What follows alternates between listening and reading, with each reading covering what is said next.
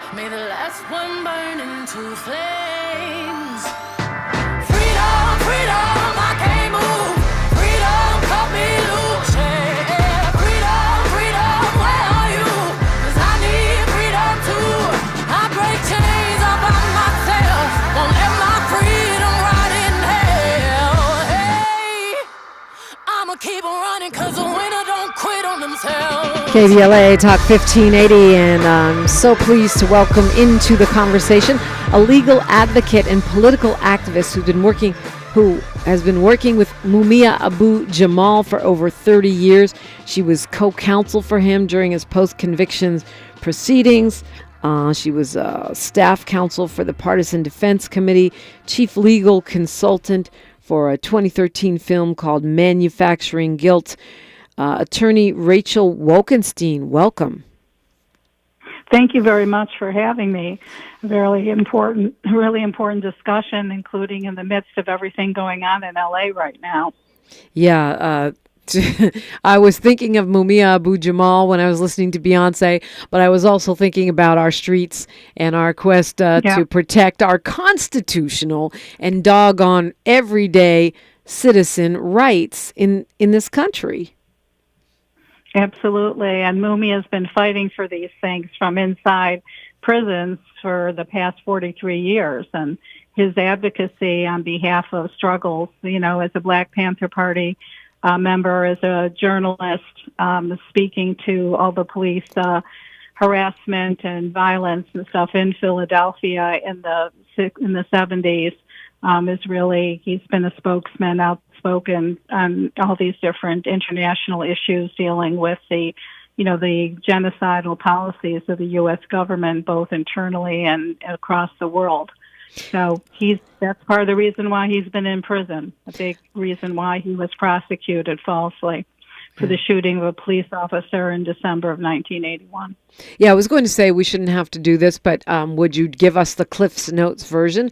Partly because we have some members of our delegation who are very young and may not have heard of the story of Mumia Abu Jamal, and partly because some are very old and maybe fuzzy on the details, and also because we got to keep these things in the news cycle some kind of way. Absolutely. Thank you. Okay, so I'll try and be brief. I've never briefed, so you'll have to You don't have to be that brief. We got time. We got a whole hour, so, take your time. Fantastic. That's good. I definitely can fill it. All right.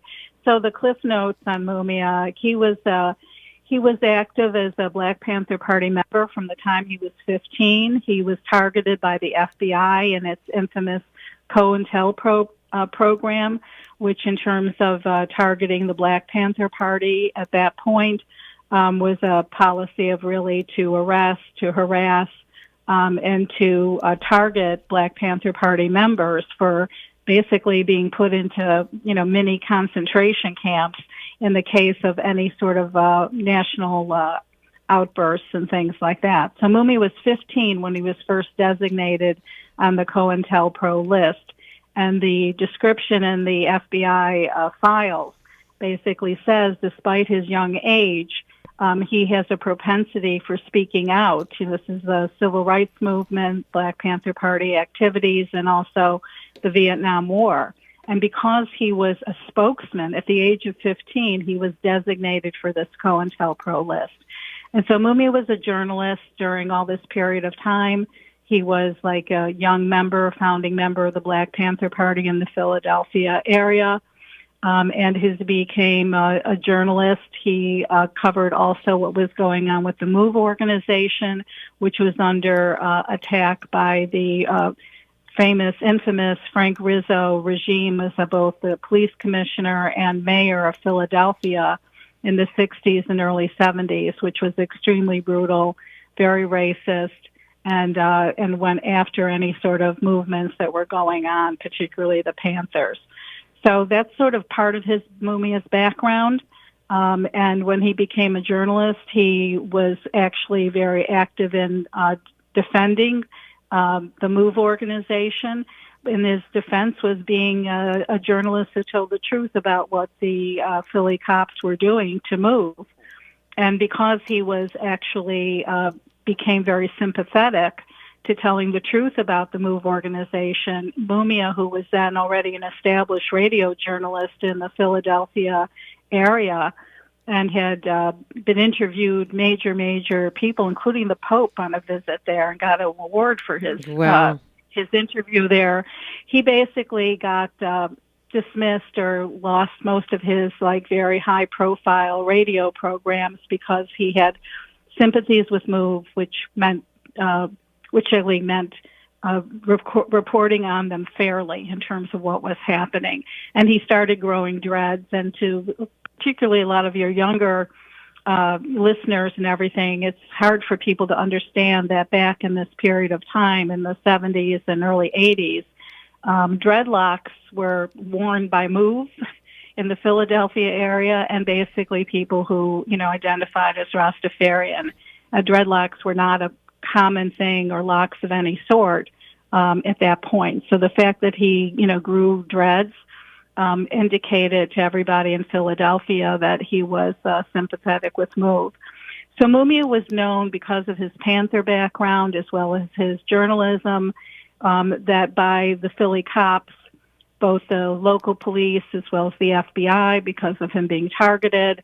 So he was very, very well known, and he was much loved within certainly the whole black community, but much more than that in the entire Philadelphia area. Beautiful speaking voice, and covered, all these different things happening of, social consequence in the area. So that's part of his background.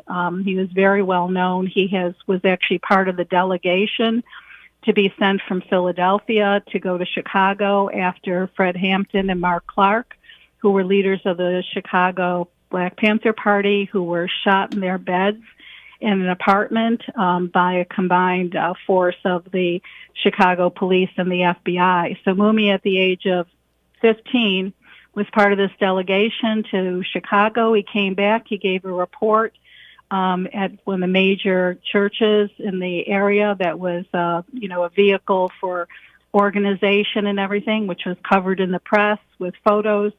Mumia showed up on the front page of the Philadelphia Inquirer at the age of 16 after this trip to Chicago. And it was a front page picture in the Philadelphia Inquirers, like the Los Angeles Times or the New York Times of Philadelphia. So prominent, totally establishment paper.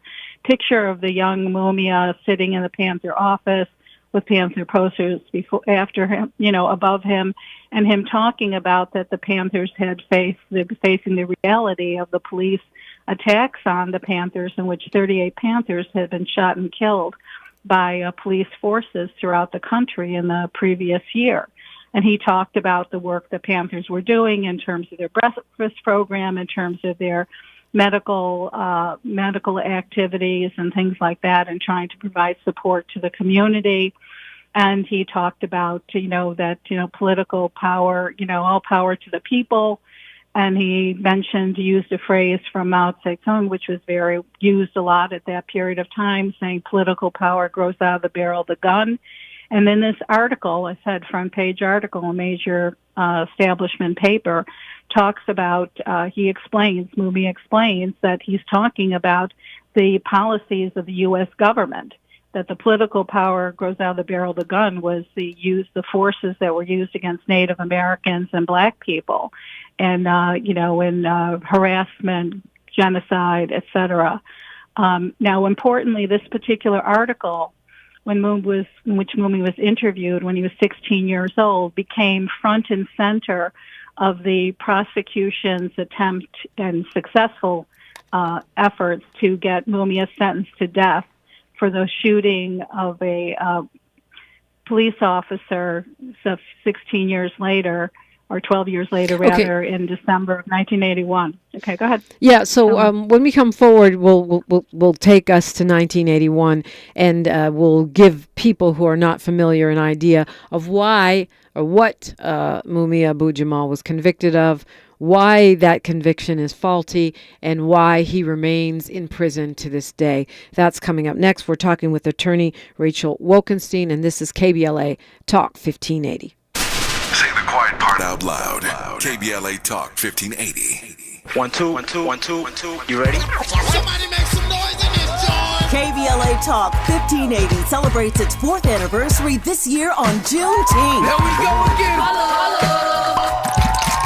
Hard to believe 4 years has gone by so fast. Oh my God. But here we are, still standing, still loving and serving our people as best we can. Yeah, that's what I'm talking about. To celebrate our 4th anniversary, we have 4 big events, and you're invited to all of them. She got a lot to say. Let's do this. Let's get it on. On Wednesday, June 18th, we go live on C-SPAN for the 2nd consecutive year with our Climate Justice plus Black Health Symposium. Tavis Smiley will moderate an all-star panel of thinkers and influencers as we continue our vitally important climate justice work. Hey, Tavis Smiley, talk about. On Thursday, June 19th, you're invited to join us as we celebrate Juneteenth and our 4th anniversary. There will be plenty of food, fun, great music, good vibes, and all of your favorite KBLA Talk 1580 hosts will be there. Yeah, man. Flip the beat. On Saturday, June 21st, there are 2 big events you're invited to attend. I can't wait to hear it. This year, KBLA Talk 1580 continues its annual partnership with the Empowerment Congress for a community celebration and dialogue to educate, engage, and empower. This year's theme is resilience in the face of chaos. Can't wait to see what's up next. Y'all ain't ready for this. And new this year is our State of Black Women in Los Angeles Symposium, moderated by Dominique DiPrima, with a luncheon to follow. Dominique will be leading a dialogue with some of the most impactful Black women leaders in Los Angeles, and you're invited to join. This is it. All of these events are free, but seating is limited, so you must register in advance at our KBLA1580.com website, where you can find all the details you need about each event. Check it out. It's our 4th anniversary, and we would love to celebrate it with you. I love you guys so much. There's nothing you can do about it. We're KBLA Talk 1580. The only black talk radio station west of the Mississippi. Thank you for having our black. Happy anniversary, KBLA! We love you. Small businesses are the heart of America. But you don't have to go it alone. As the nation's largest nonprofit resource of expert business mentoring, SCORE has helped millions of entrepreneurs build their businesses for free. Get the connections, education, and guidance you need with SCORE. We're ready to help. Find a mentor today at score.org. Lena Bloom for the Bail Project. Imagine you're stuck in a jail cell and you can't afford bail and someone offers you a way out. Just plead guilty and you can go home and kiss your kids goodnight. What do you do? What thousands have. You plead guilty whether you are or not. Cash bail makes poverty a crime. That's why the Bail Project helps those who can't afford it while fighting to end cash bail, because freedom should be free. Brought to you by the Ad Council. Thanks for waking up with Dominique DiPrima on KBLA Talk 1580. Yes, I do appreciate you. And once again, I am requesting that you go to our website. Go to the website. It's fun to go there anyway. There's a lot of great stuff on there. It's KBLA1580.com. But what I'm talking about is our 4th anniversary. We're having 4 different events, great events, community organizing, town hall, panel, barbecue, all the Juneteenth things are happening. You can choose which ones you want to go to, and then you can register for them. They're filling up, so if you don't register, you might get left out. And then don't be calling me, texting me, crying to me, DMing me, because I told you to register. Do it right now. Just stop what you're doing and do it right now. Go to KBLA1580.com. If you're coming to the barbecue, I'm definitely going to be at the barbecue. Last year I was in Africa. This year I will be at the barbecue on Juneteenth, and we're asking everyone to bring a food gift card of any amount for the victims of the Altadena fire. It's a grocery store chain or a restaurant that we're asking, and we're grateful for whatever you can do. We're trying to help those families who are still displaced by those wildfires. So go to our KBLA1580.com website right now, if you don't mind, and sign up for the events you plan to event. Only the ones you want to attend. All of our events are free, like I said, but seats are not endless. So please register, and thank you for doing so. I'll see you there.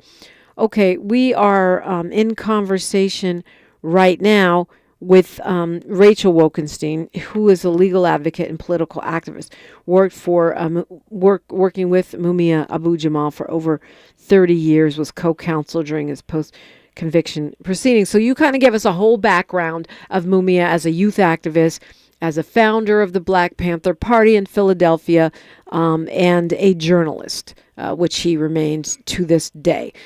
Tell me about the alleged crime and the conviction. Sure. Well, Mumia, as I mentioned earlier, was basically fired, kicked off of his journalist jobs pretty much across the board by the time we got to December of 1981. And at that point, Mumia was driving a cab part-time in the evening very often, because that's when a lot of the fairs were, and he had a registered weapon gun because he had been robbed previous and like that, so he was carrying that. So he wound up in the Center City area to pick up a fare in the early morning hours, like close to 4 o'clock in the morning. And at that point in time, Mumia's brother was driving a small VW in that area and was stopped by a cop. And Mumia saw from his window in the cab that his brother looked like he was being hit by the cop, and Mumia got out of the car and he proceeded to go towards that area. As Mumia approached, he was shot by a uniformed police officer. He was critically wounded, shot downward through his chest, his lungs, liver, etc., critically wounded, and Faulkner had been shot already. At that point, he was already shot by other people. The Mumia was shot by a cop. The cop who had stopped the car was already shot and killed. This is a little bit more of the story, but the basic framework is Mumia arrives on the scene, he's shot, the cop is dead, and then Mumia gets framed up for the shooting of this police officer. And that's a bit of the story, but I'll come back to that in a few minutes. So basically what happens, Mumia gets beaten on the scene after he's critically wounded by a number of cops. By that time, there's like probably 15 or 20 cops have rushed to the scene, including the third in command of the Philadelphia police force, a man by the name of Alfonso Giordano, who was aside really the major player with Rizzo, the cop. He was in charge of the SWAT team that went after the Panthers. He was involved in suppressing student protests to change the name of Benjamin Franklin High School to Malcolm X High School, which Mumia was a big participant in. So this guy Giordano Giordano also was in charge of actions against the MOVE organization. So this guy Giordano, who showed up on the scene, knew Mumia very well, knew exactly who he was from different things, and he orchestrated what was the frame-up of Mumia at that time. When Mumia was tried, I'll just jump ahead to some of the facts of the stuff. When he was tried, the issues said that Mumia had confessed on the scene. Giordano originally said that Mumia confessed when he was in the van. Giordano actually beat Mumia again when he was thrown into this van after he was critically wounded and beaten by about a half dozen cops on the street. And then also Giordano orchestrated two people, a cab driver and a prostitute who were in the area. Remember, this is a red light area in Center City of Philadelphia. And basically they identified Mumia as somebody who had run across this parking lot to where the police officer was, where the stopped car was, and sort of ID'd him as the person who had done that. So Mumia went to trial only 6 months later. This is for, a murder of a police officer within 6 months, in which the prosecution evidence supposedly was that Mumia confessed that there were 2 IDs and that Mumia's gun was found on the scene, and that it was consistent. It was a .38 revolver, consistent with the bullet that was used to kill Faulkner. Mind you, there was no evidence linking the Mumia's particular gun to the bullet in Faulkner, etc. And the description of the shooting of Faulkner presented by the DA's office was really horrific. It was that Mumia shot the cop as Mumia was running to the scene in the back. The cop then shoots Mumia. The cop that would wound up dying is allegedly is the person who shot Mumia. And then Mumia, as the cop has now fallen, Mumia supposedly stands over this cop and shoots him, and he's prone on the ground on the sidewalk, shoots him in the face, and he gets murdered that way. I want to make the point before we go on, and I'm sure you want me to focus on various things, is basically none of the scenario by the police was proven by actually the evidence. It was all falsified evidence. And there was the whole scenario of the shootings of both the police officer and Mumia are basically totally impossible, physically, based forensically, totally not possible to have happened in that way. So, I mean, that's part of what happened when the case went to trial. So Mumia I want to make a point that in the Philadelphia Inquirer the next morning, the headline dealing with this shooting said, the suspect, eloquent journalist, not afraid to raise his voice. I mean, just think about that a second. A black man, known as a political activist as well, is named as being the shooter of a police officer. And that's the headline that showed up in the Inquirer. To me, from the beginning of being involved in the case and researching it, that sort of said a whole lot to me about how much people respected generally Mumia in the community, such the Inquirer would have that type of headline in there. And Giordano was the main person who was quoted as this command inspector as having said that Mumia confessed, and I'm going to come back to him in a few minutes. But that's the setup as Mumia went to trial within 6 months without a lawyer who was experienced in everything, without being allowed to get funds for investigation, and before the totally racist Judge Judge Sabo, who was infamous even at that time as having sentenced more people to death than any other judge in the entire country. And also some years later, it was learned and put into evidence that Judge Sabo had said to another judge, "I'm going to help them fry the N." And that was the mindset and the stated purpose of Judge Sabo in dealing with Mumia's case. So I want to come back to, I would just say that a lot of publicity over the past decades has been on all the due process violations against Mumia, not having a fair trial. And I will say that virtually every single constitutional due process protection that a criminal defendant is supposed to have was violated in Mumia's case, every single one, without any question. Jury selection, right to counsel, being able to cross-examine witnesses, everything.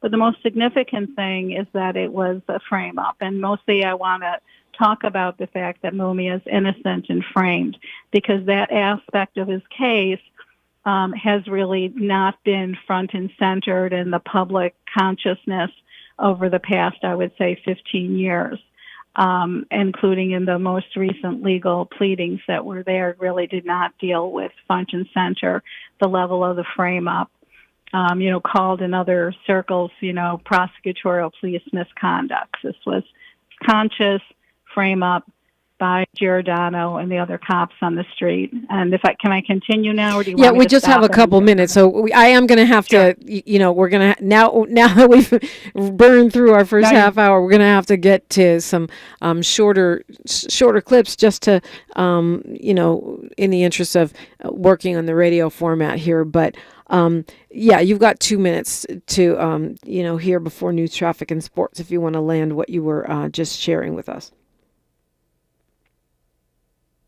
And basically what happened is that unknown to people at the time of this shooting, there were 3 parallel FBI, Justice Department investigations into police corruption and mob collaboration with the police in terms of corruption going on. That was in the background. I got the confession of somebody who had told me first in 89 and then gave a confession in 1999 that he had been hired by the cops to engage in a hit with another person to kill Faulkner, who was the cop who was killed that night, because Faulkner was creating a problem for the cops in the Center City area.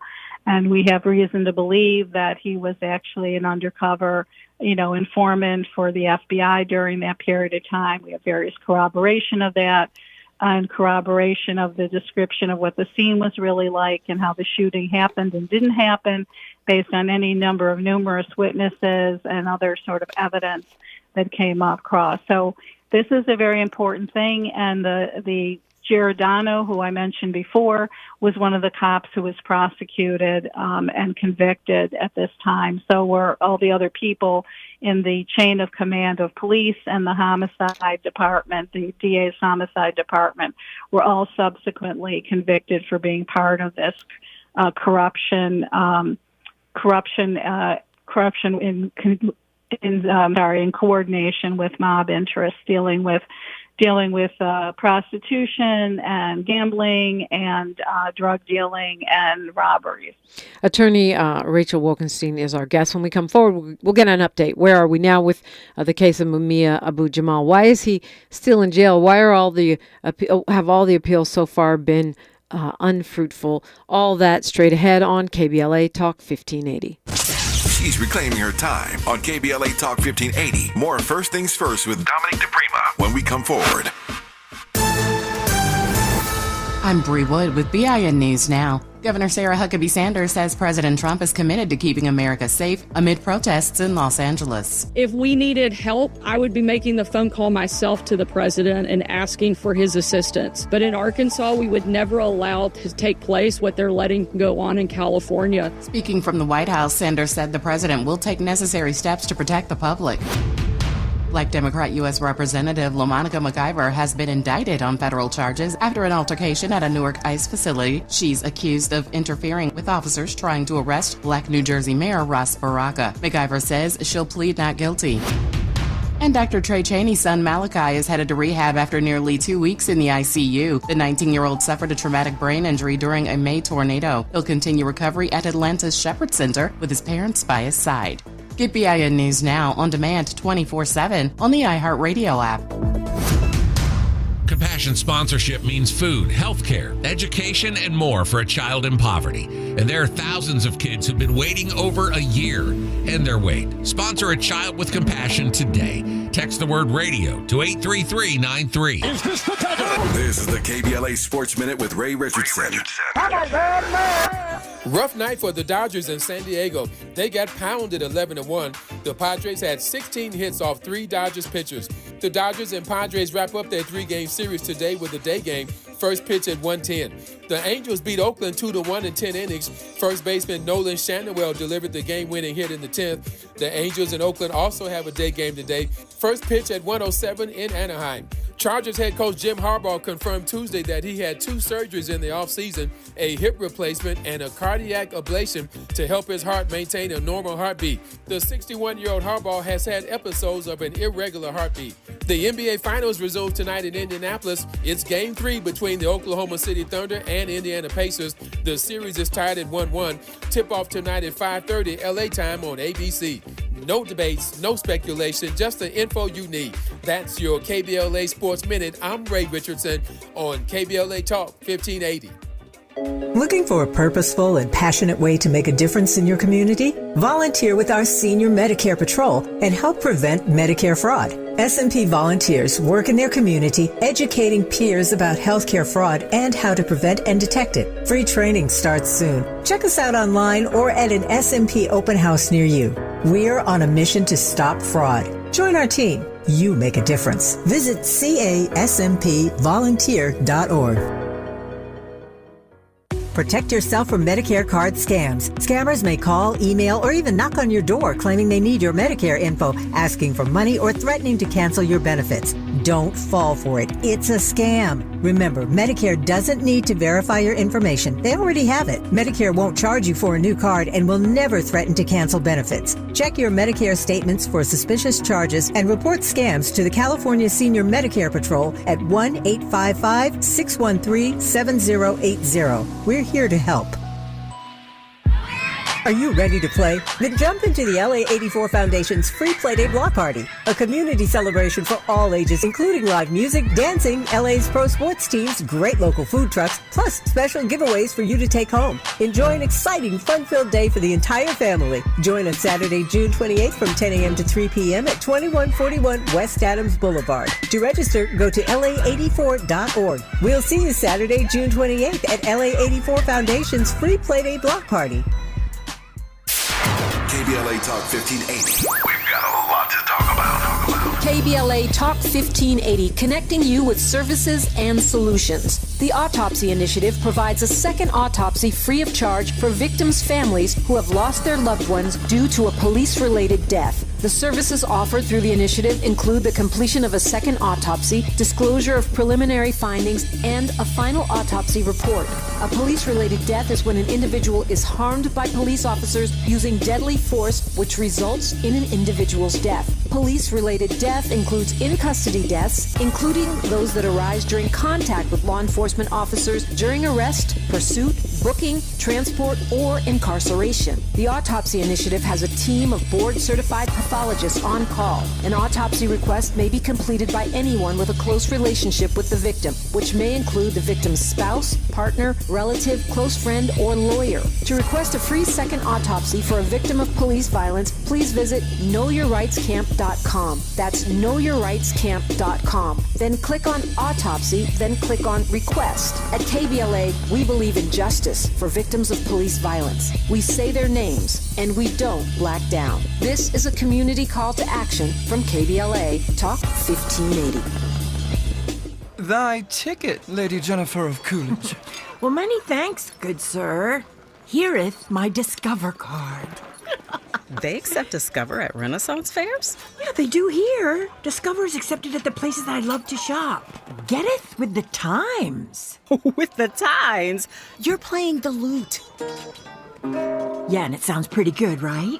Discover is accepted at 99% of places that take credit cards nationwide. Based on the February 2024 Nielsen report. We knew you'd stick around. This is LA's home for progressive talk radio. Be heard. Welcome back to KBLA Talk 1580. Welcome back indeed. We're talking with Rachel Wolkenstein. She is an attorney, a legal advocate, and a political activist working with Mumia Abu Jamal for over 30 years. And you broke down the background for those who don't know. Where are we today? Let's fast forward to right now. Okay, so right now, just this past March, the sixth post-conviction petition to reverse Mumia's, conviction has been denied by the Pennsylvania Supreme Court. And so basically this ends this sixth round of attempts to overturn the conviction in the Pennsylvania courts. The evidence that I've mentioned and been able to sort of, go over in a sort of a somewhat cursory fashion that shows Mumia's innocence and the frame-up has been filed in both the federal court and in the state court in 2001. That's 24 years ago. It was filed with affidavits, with supporting documents, with the confession of Arnold Beverly, who said that he had actually was part of the shooting of Officer Faulkner. All that was filed, including the information, too, about Judge Sabo and his racism. et cetera, et cetera, et cetera. All those things have been in court. None of this issue of Mumia's innocence and the evidence of the frame-up was even considered by the courts, not the state court, Pennsylvania State Court, or the federal court in the habeas corpus petition that was pending at the time by the courts. It was dismissed out of hand in both sets of courts on the grounds that it wasn't timely. It was on sort of technical grounds that it wasn't filed or figured out or exposed, some years earlier. So this evidence that I've mentioned in much greater detail than I've, been able to do, despite the generous time I have here, thank you very much, is basically has been suppressed. And in the past 15 years, the legal team that was working on it has really not emphasized this aspect of it. So why Mumia's case has not gotten anywhere in terms of why he's still in there after 43 years. Right now he's losing his eyesight.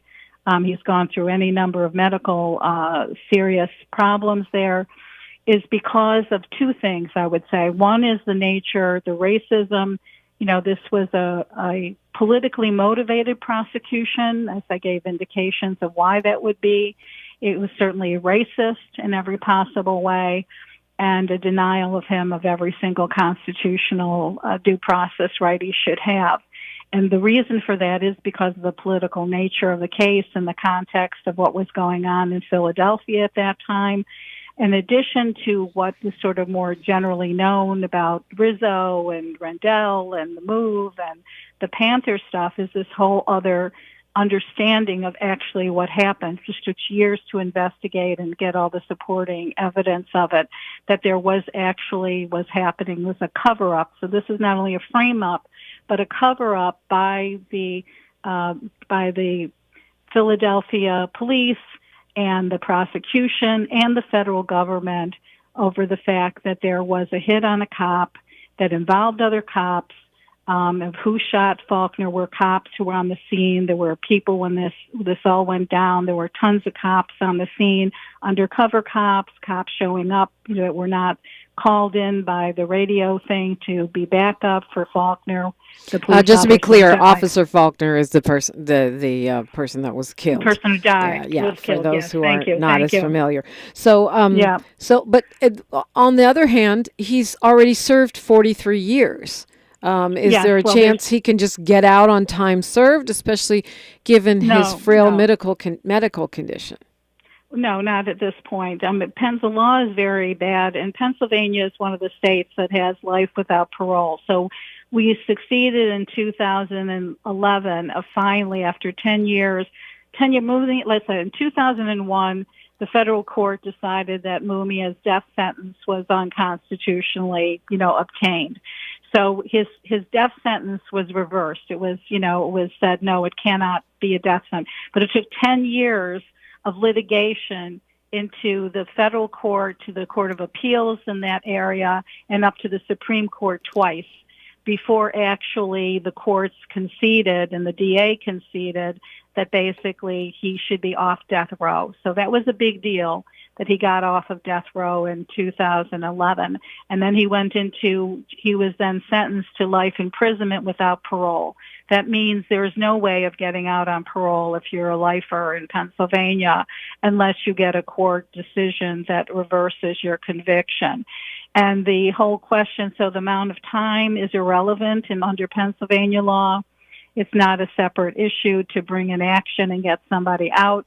And the only way, because of, illness and frailty and age, is you basically have to be almost at death's door to get out under a thing of sort of compassionate relief. Basically, the people who've gotten out like weeks or days, maybe a month before they die. Yeah. So, okay. So that's basically where we're at. So there's two levels of my sentence, just to wind this up. Two reasons why his case has been the way it has been and why he hasn't gotten out when you see different people are getting out. One is the deepness of the racism and the political motivation of his conviction and death sentence. And the other is because underlaying all of this is the whole issue of these cops who actually engaged in a hit against another cop. And all the cops who were involved in making that hit happen. And so that's been covered up. And a lot of the people who were involved in that are still alive. A lot of people who are on there, police at the scene, knew perfectly well that Mumia was not the shooter of this cop. Yeah. Okay, so, and obviously Mumia continues to do his journalism.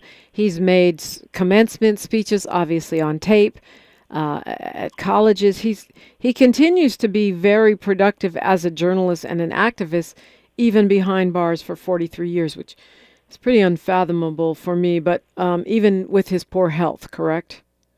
Yes, and he's working on his doctorate now on Franz Fanon. So he's doing that. Unfortunately, right now, the last thing I really want to just say is Mumia's eyesight is going. He's got cataracts in his eyes, and the Department of Corrections and the prison he's in have really been slow walking any getting him to doctors to deal with that and to schedule surgery to remove it. So he's basically going around, he's not being able to write the way he did before. He can't read the way he's done. I mean, he's a voracious reader.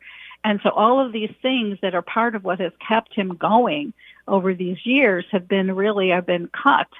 And we're still fighting about that. So if people go, and I've been working with Mumia's oldest son, I've known him for the past 20 years anyway, or more than that.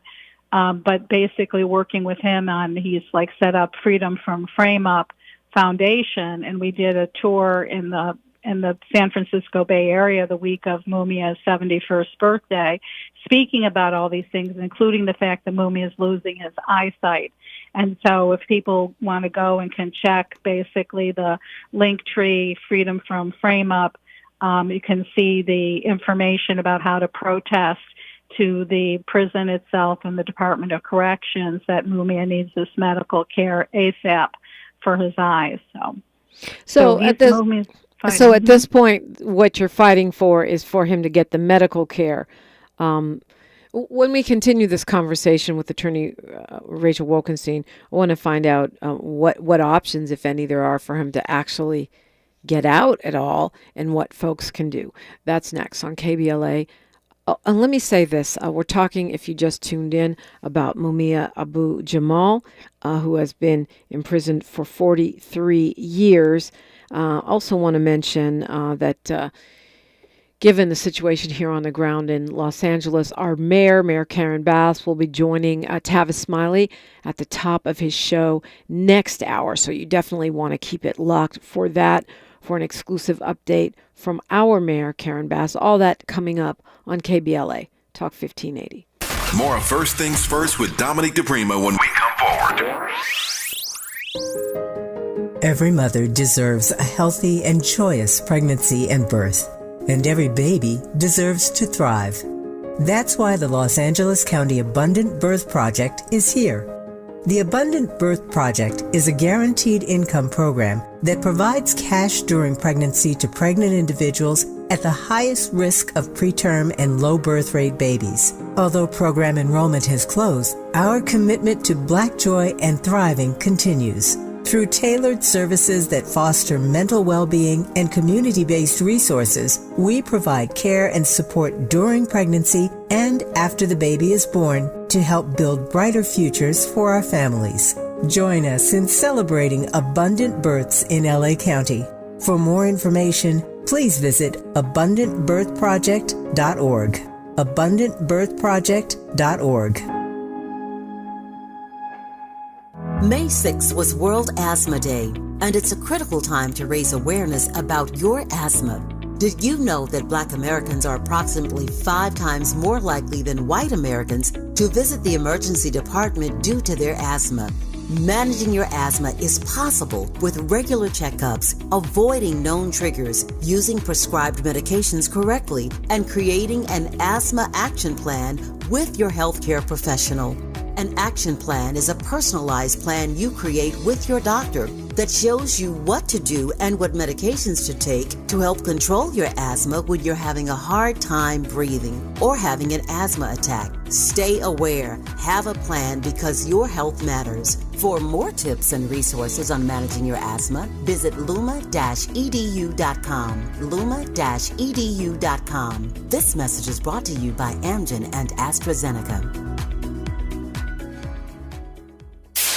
KBLA Talk 1580. We've got a lot to talk about.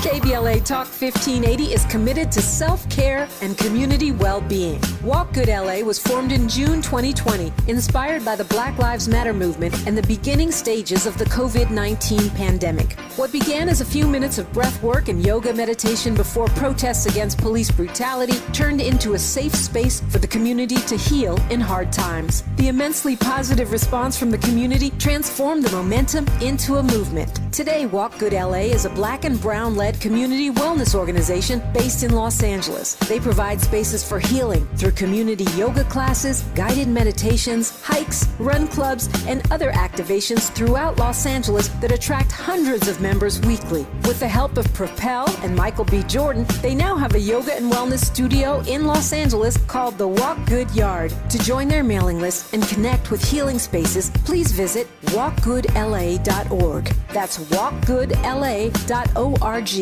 Or find them on Instagram at walkgoodla. This is a community call to action, a community call to healing from KBLA Talk 1580. The conversation continues right now with Dominique DiPrima on First Things First.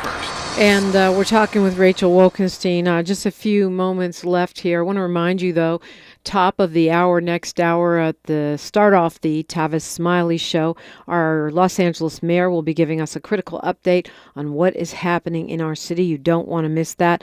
Tune in to the Tavis Smiley Show, top of next hour, with our mayor, Karen Bass. I know you all tune into him every day anyway, but just in case you had something to do, you don't want to miss an update with Mayor Karen Bass. Talking with Rachel Wolkenstein, you've exhausted all appeals, and you said 6 rounds with Mumia Abu Jamal in the state of Pennsylvania. Are there any other legal options? I mean, other than a pardon, which I kind of doubt, or commutation coming from Trump, but you never know. No, well, first of all, Trump's out of it because he's not a federal case. Because it's state, that's right. Case. So it would have to be governor. It would have to be the governor. So, yeah. And that's, so basically, who's the governor? That's Shapiro, the governor is Shapiro now, yeah. So that ain't going to happen because he wants to be president. No. Yeah. He wants to be president. He's a very right wing. He was pretty much anti-defendant, actually even commutations and stuff like that when he was, at any rate, this is another story. But at any rate, in this thing. So basically, the other point, a couple points, and I get to your point, is that the Fraternal Order of Police is, unlike most other cases, is always mobilized nationally, absolutely nationally, in an unheard of way. It was any time Mumia's case has gotten someplace, along the line of appeals.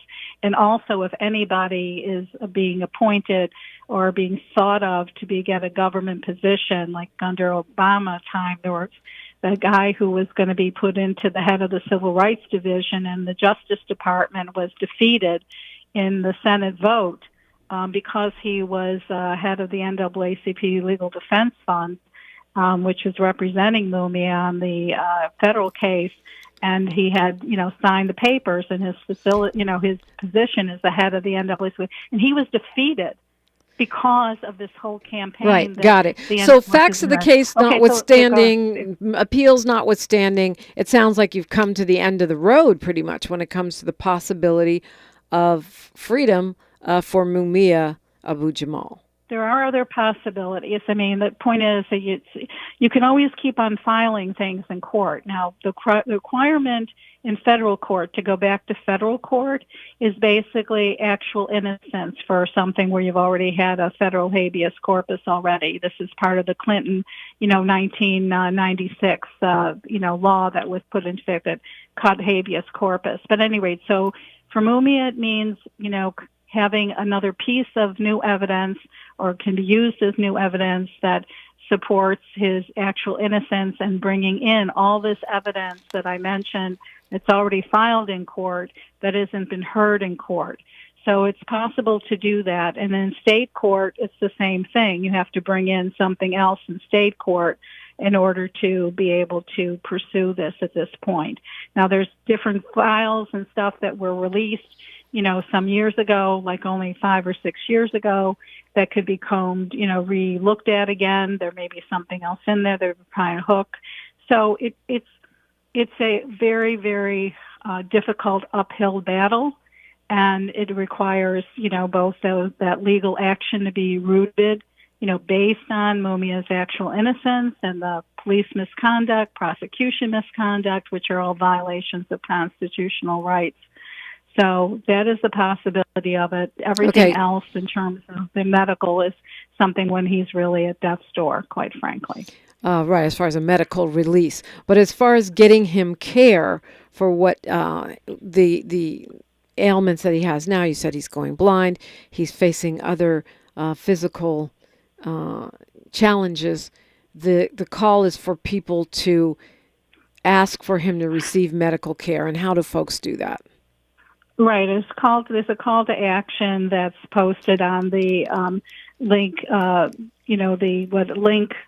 link tree, Freedom from Frame Up or Instagram, that actually gives all the information about contacting the prison and also the Department of Corrections in Pennsylvania through email and phone calls and stuff, demanding that Mumia get the treatment for his eyes. And that's already created a bit of a opening for him, and where they have taken him to some doctors, but it's still unclear whether or not he's going to get the treatment he needs as soon as he needs it. So, in any event, that's what people can do in the more immediate sense of helping Mumia, be able to be functional, and, just this is cutting off what has helped keep him alive, his ability to communicate, write, speak, etc. Right, and it is on Instagram at Freedom from Frame Up or under the name of the tour. So does this, you said it's already started conversation. Do you think this kind of thing can really move prison officials to get off their butts? His eyes? Yeah. Yeah, for his eyes, yeah. Basically, Mumia got Hep C treatment, some years ago. Basically through a massive campaign like this, as well as also a lawsuit in federal court. So, we're prepared, Mumia is prepared to file another lawsuit for getting the treatment for his eyes if need be.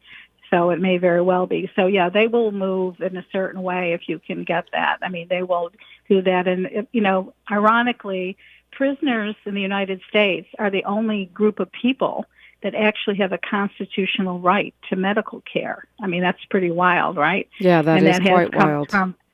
That is basically a constitutional, a decision in federal court, about 2 decades ago that, and a little bit of opening in the federal courts for prisoners' rights said that if their prisoners are being held in the care of the government has a responsibility to get them medical care.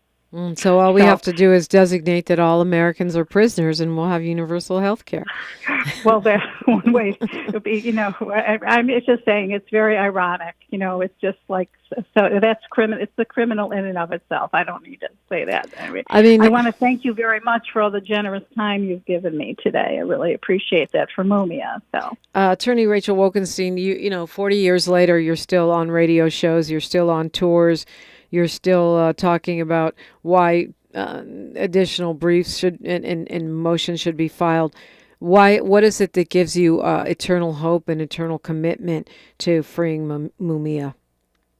Let's say I have eternal commitment. The hope is a different question. It requires a massive struggle against basically this entire system. I have a very broad appreciation or understanding of the nature of the, capitalist American legal system, which is a totally unjust system, race and class bias without any question. So Mumia's case, I started working with him in 87.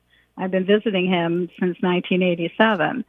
So, and I just saw him this past weekend for 4 hours, discussed with him what's going on. He's like, he's having a very hard time because of his eyesight. It's just, and so it's really critical. So we need to do that to just help keep him going. And then the question will be is being able to, find this other evidence through investigation or review of files that have been recently released, again, to see if there's something that can be used to bring his case back in court. But it requires also support from people out there, understanding that this is a case that goes to the fundamentals of the American legal system. And it's really what it is, because it's a frame-up legal system, and Mumia has been framed up, by all forces, from the DA's office to the judges, the judicial system, as well as the federal government, which I didn't have a chance to really explore to you why I say that the feds were involved in Mumia's frame-up as well. Well, we'll have to save that for another day. Attorney Rachel Wolkenstein, thank you so much for being with us today. I appreciate the conversation. Yeah, thank you very much. Very much. Okay. You can go to Freedom from Frame Up on Instagram if you want to access that link tree so that you could send a letter of support for Mumia Abu Jamal to get the treatment that he so desperately needs for his eyes, for his cataract surgery.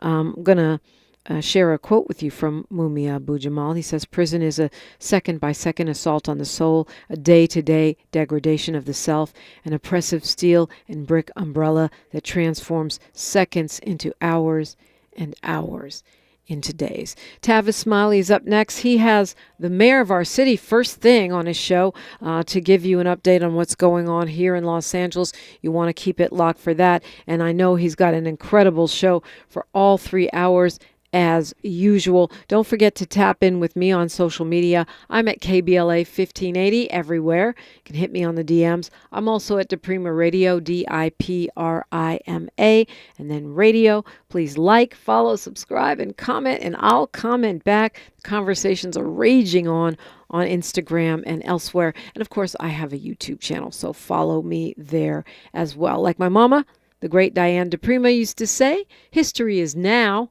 and we are making it together. Until tomorrow, one love. KBLA 1580 Santa Monica.